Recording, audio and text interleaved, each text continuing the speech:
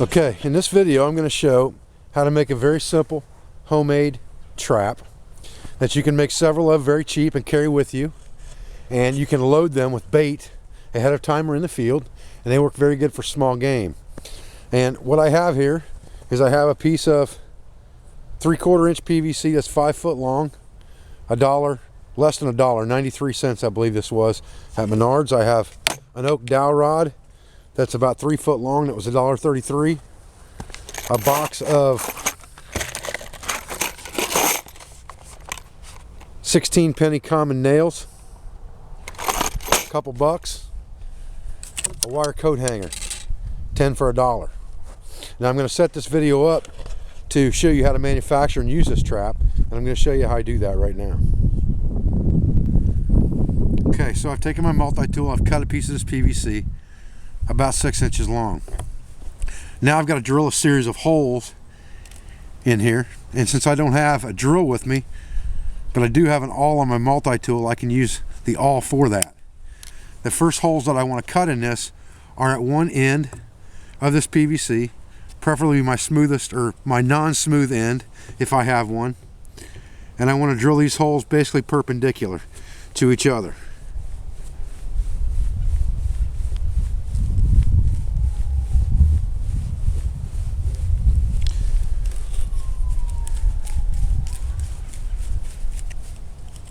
In other words, I want them to be straight across from each other, is the word that I'm looking for there.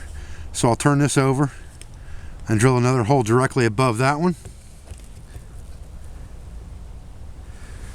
Just like this. Eyeball that on the other side to make sure it's pretty even.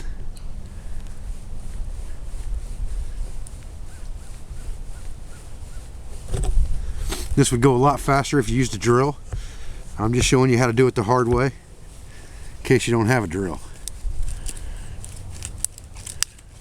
Okay, and we can ream that out pretty good,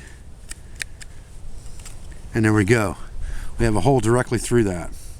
I'll show you what that's going to be used for in just a minute.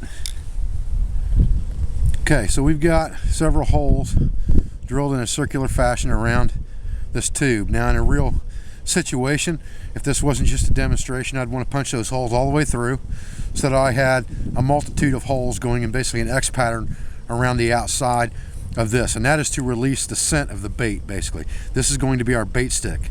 We're going to fill this with bait, whether it's some kind of a squeeze tube bait or whether we just jam peanut butter down inside of it, but whatever it is, we're going to fill this tube up so that the animal can't get it out. He has to work at the tube because he can smell it, but he can't really get at it. He could lick it a little bit, but he can't get at it. So he's going to work at this bait stick to make this trap go off.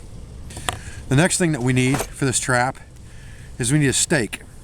And for that, we're going to use this coat hanger. And we can get a couple different stakes out of each one of these coat hangers. So the first thing we're going to do is we're going to cut this thing off about here and pretty much even on this side. And that gives us basically a fork. And we can even that fork up a little bit by bending this thing with our multi-tool so that we get a good clean square in this bend, just like this. And that's what we're going to want. Okay, and once we have that, we need just basically another piece, and we can use a nail for that, and that's why I got the nails instead of this, was to use one nail. Or we could use a piece of that coat hanger and it would work too, but this nail, because it has a head on it, it's going to work out real well for what I want to use it for. So we'll just open this box of nails here and get one out,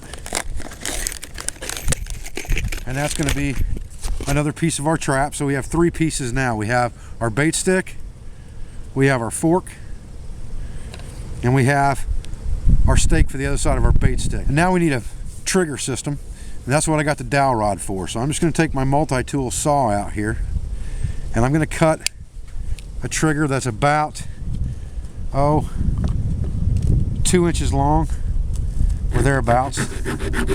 Cut that off the end of this dowel. So this dowel will make, 10 or 15 triggers anyway out of this piece of dowel. You should be able to get a lot of traps out of this for the $3 or $4 that you're going to spend on the components. And now that I've got a trigger I'm going to take that trigger and turn it into a toggle by just putting a groove in it, and I'm actually going to offset that groove on one side so it's not exactly in the center of my toggle. I want it a little bit off center, and I'll show you how that works here in a little bit. And I'm just going to saw into it a little bit all the way around just to give myself that toggle. Okay, so the next thing we want to do is we want to take a piece of our bank line and we want to tie a loop in that bank line. That's going to be our noose.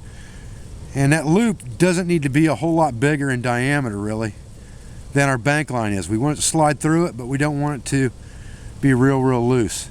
So we're going to tie a pretty tight knot in that bank line, and you can see that loop's not real big. Okay. Then we're going to take our bank line, we're going to cut about 6-foot piece of it, or a little more. We'll get our multi-tool knife, we'll cut that off real quick.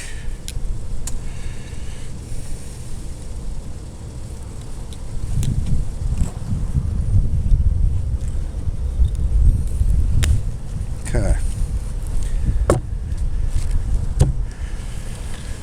Now we'll just feed this back through our loop to give us our snare loop on the one side. So now we have a snare loop on one end of this, just like this. Okay, that operates pretty good. And this bank line's tarred, so it slides pretty good. Now, once we decide the size of loop that we want, and we can pretty much judge that by the size of our bait stick. We can look at that and see how big we want that loop. Once we know how big we want the loop, then we just take our toggle and we tie it in right above our loop. And basically what I do with that is I'll tie it once through the notch, and then I'll half hitch on both sides of the notch and tighten that up. As tight as I can get it.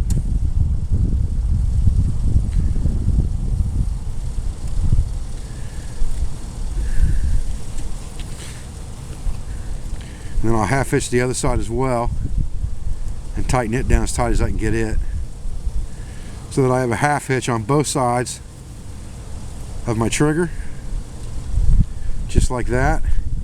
And then usually what I'll do is I'll just take and tie an overhand right there between those half hitches and tighten that down as tight as I can get it, so that trigger is not going to slip out of there. And now I have a trap that I can fold up and take with me.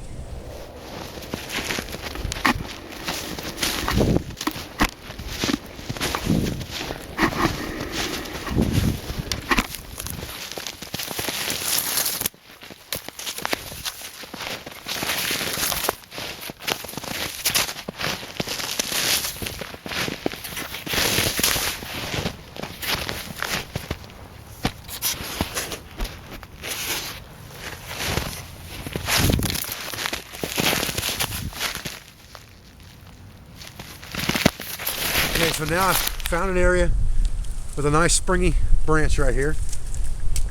I've trimmed most of the stuff I don't need off of it. I've got my trap components, and I'm ready to set my trap. So the first thing I need to do is set my components aside for a minute and basically tie off to this tree. And the way I want to do that is I want to figure out how low I want this spring device to come down and where it's going to come down at on the trail. And that's going to dictate to me where I'm going to tie this off. And that looks just about right to me. So I'll tie off to that real quick. And all I'm going to do is wrap this cordage around it. I don't want to cut any of it off because I want to take it with me when I'm done. Okay, once I know where this spring device is going to be and I've picked out my trail, I take my stake and I shove it in the ground. I'm going to have to dig out a trap bed right here in the snow. That's okay. I want to get this thing down exactly where I need it. And get my fork in there so it's not going to pull out. So the deeper I get it in there, the better off I'm going to be.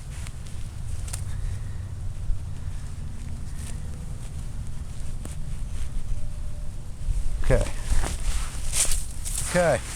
Now that we have our fork in the ground, all we need to do is measure And again, remember, this is our bait stick. So we want to measure how far we want this and just tack it into the ground, just like this, and we'll swing it out of the way. Okay, so once you've got your snare tied to your tree and you have figured out your length down to your device, then you can stake it off and set it where you want it to a hair trigger. Remember that you have bait inside the tube and it will be perforated all along the tube to let the scent out. At that point, all you need to do is set your loop around your tube, just like this. Stake it out to the sides if you need to. If it's stiff, make sure it's where you want it. Cover it up with some debris so that when the animal comes in and puts his head inside the trap, he gets caught.